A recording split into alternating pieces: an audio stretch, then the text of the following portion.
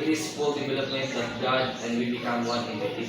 So busa ng Ginoo maigsoon nga mahimong tang mausa. Itawag ng Dios maigsoon mahimong usa or one entity maigsoon nga ini nasagol ang atong gusto na kinabuhi ko ang anong kinabuhi aron mahimo gyud constitute mo sa Ginoo nga mahimong tang mga Dios tao. Amen.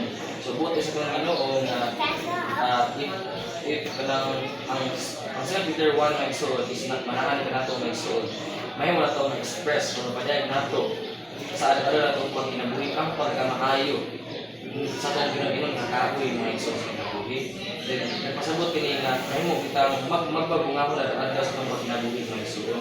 So, adlas itong pagkinabuhi kung manahan nato ni mga igsoon surely mga igsoon muna kita magpamunga sa kinabuhi mga igsoon. Munang kung kinabuhi kita or ato lang i-take si Christ na atong kahoy sa kinabuhi mga igsoon. Mahimo kita tang mga Kristohanon nga magpapungahon adlaw sa pagkinabuhi mga igsoon. Kani virtues man ug kani pagkamaayo man sa Ginoo. Nga kahoy sa kinabuhi sa Peter 1 mga igsoon is actually only ang God's attributes or kinahiya sa atong Diyos mga igsoon.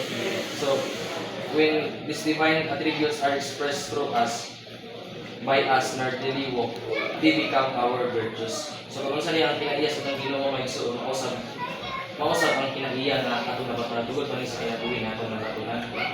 So nakita nato nga, ang sa itong Kristohanon na kinahiya is mapuno ng tama igsoon sa kinahiya sa atong Diyos mga igsoon. So ini nga Diyos na kinahiya sa itong Ginoo is maparehag ni siya sa atong mga tao. Sa diha rin mga igsoon, may mga magbubungahon. Pero nagdepende din sa atong karakter din mga igsoon. So napakita ini nga